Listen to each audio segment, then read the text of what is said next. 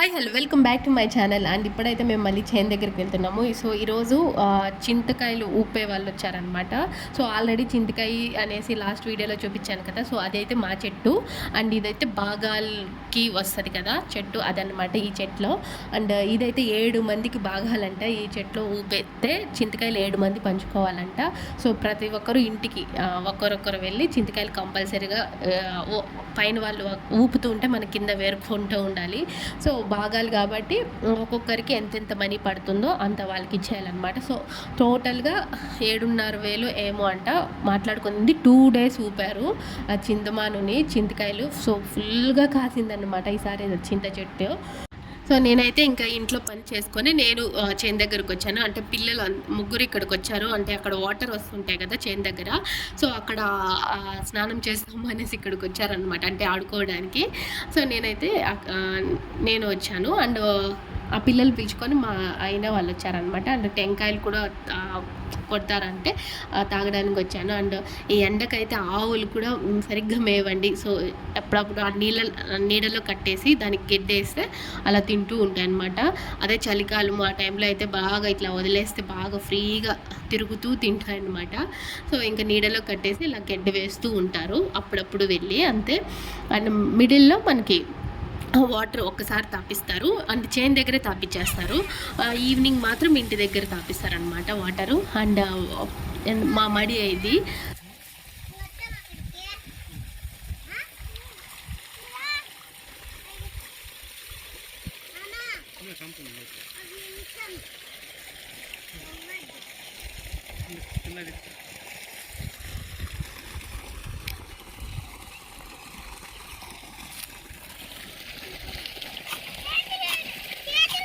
And మడి అయితే 1 ఎకరా కంటే కొంచెం తక్కువ అలా నాటారనమాట. సో ఇంకా 10 days అలా పోతే మడిని కూడా కోసేస్తారనమాట. అండ్ పిల్లలు అయితే వాటర్లో అసలు బయటకే రావట్లేదు, జలుబు వచ్చిందంటే కూడా రావట్లేదు అనమాట. అండ్ ఇదైతే మునక్కాయల చెట్టు కదా. సో ఈసారి మునక్కాయలు అస్సలు కాయలేదు. లాస్ట్ ఇయర్ మునక్కాయలు ఫుల్గా ఉన్నాయి, చింతకాయ లేదు. బట్ ఈ ఇయర్ చింతకాయ కాసింది, మునక్కాయలు కాయలేదు అనమాట. సో ఒక్కొక్కసారి అలా జరుగుతూ ఉంటాయి కదా. అండ్ ఇప్పుడైతే మేము టెంకాయ చెట్టు దగ్గరికి వచ్చేసాము. సో అసలు యాక్చువల్గా అయితే మా అబ్బాయికి అయితే టెంకాయ నీళ్ళు అంటే భలే పిచ్చి తాగాలి అంటే.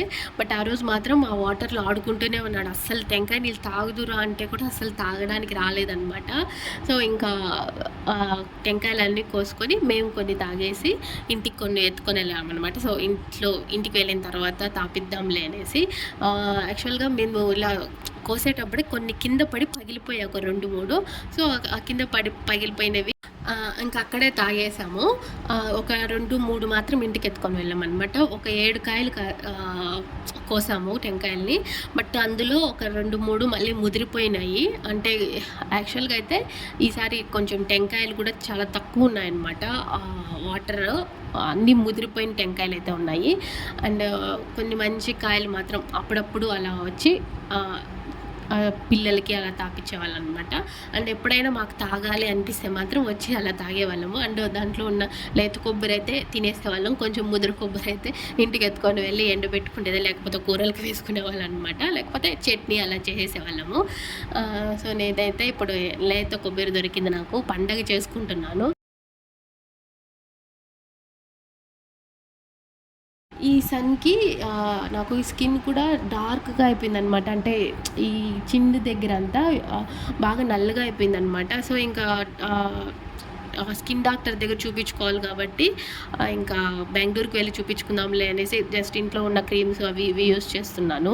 సో బయటకు వెళ్ళినప్పుడు కంపల్సరీగా జాగ్రత్తలు అయితే తీసుకోండి అందరూ. అయితే ముందు రోజు నైట్ అస్సలు నిద్ర రాలేదనమాట. అంటే ఫుల్ వేడిగా ఉండింది. సో అందుకనేసి మేము కొంచెం బయట అలా తిరుగుతూ ఉన్నాము. అండ్ 2 o'clockకి లేచామన్నమాట. అంటే పెద్ద సౌండ్ వచ్చిందనమాట. బయటకు వెళ్ళి చూస్తే కుందేలు, అంటే పిల్లి కొరికేసింది ఆ కుందేల్ని. పోయి దాన్ని ఎత్తుకొని సరే ఏదైనా చూద్దామంటే, బతికే ఉంటే ఏదైనా చేద్దామంటే బాగా కొరికేసింది. అంటే లాస్ట్ ఇంకా చనిపోయిందనమాట. ఇంకా అలానే వదిలేసాము. మళ్ళీ పిల్లి తీసుకొని వెళ్ళిపోయింది. సో అదేనమాట, అది కుందేలు ఇది అవ్వచ్చు. అండ్ సో అది చెప్పడానికి నేను ఆ ప్లేస్కి వెళ్ళి చూపించాను. అండ్ ఇప్పుడైతే ఇంకా వేడికి తట్టుకోలేక మళ్ళీ మేము బయటకు వచ్చి కొంచెం సేపు తినేసి కొంచెం సేపు అలా రిలాక్స్ అవుతున్నాం అనమాట. ఇంట్లో అస్సలు ఉండలేము, అంత వేడిగా ఉందన్నమాట. అండ్ ఇంకా ఇలా మా వల్ల కాదు అనేసి ఇంకా మిద్ది పైకి వెళ్ళి చేపలు తీసుకొని పడుకున్నాము. యాక్చువల్గా అయితే నాకైతే భలే భయము మిద్ది పైన అలా పడుకోవాలంటే. చిన్నప్పుడు బాగా పడుకునేదాన్ని. చిన్నప్పుడు కూడా రిలేటివ్స్ ఎక్కువగా ఉన్నప్పుడు, లేకపోతే బంధువుల ఇంటికి వెళ్ళినప్పుడు అక్కడ చాలామంది ఉంటారు కాబట్టి మిడిల్‌లో పడుకునేదాన్ని. అంత భయం అనమాట మిద్ది పైన అలా పడుకోవడం అంటే. ఎందుకంటే బయటంతా చీకటిగా ఉంటది కాబట్టి చాలా భయము. అందుకనేసి పడుకోను ఎక్కువ నేనైతే. ఫస్ట్ టైం మా అబ్బాయి కూడా ఫస్ట్ టైం మిద్ది పైన పడుకున్నాడు. అసలు ఫస్ట్ టైం కాబట్టి వాడికి కొంచెం సేపు ఉన్నాడు, మళ్ళీ కిందికి వెళ్ళిపోదామన్నాడు. అంటే ఫస్ట్ టైం కాబట్టి కొంచెం మబ్బుగా అలా ఉంటది కదా!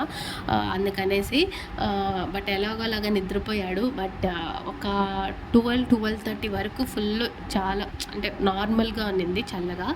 11:30 తర్వాత ఫుల్ అంటే బాగా చలి వేసేసిందనమాట. మళ్ళీ కిందికి వెళ్ళిపోయాం మేము చలికి తట్టుకోలేక. అండ్ మరుసటి రోజు చింతకాయలు ఊపారు అని చెప్పాను కదా ముందు రోజు. సో మరుసటి రోజుకి చింతకాయలన్నీ కంప్లీట్ అయిపోయాయి అనమాట ఊపడము. సో మా భాగానికైతే ఇవి వచ్చాయి టోటల్‌గా. సో ఇంకా వీటిని మనం ఎండబెట్టాలన్నమాట. ఎండబెట్టుకొని మనం ఇంక చింతకాయ కొట్టుకోవడమే.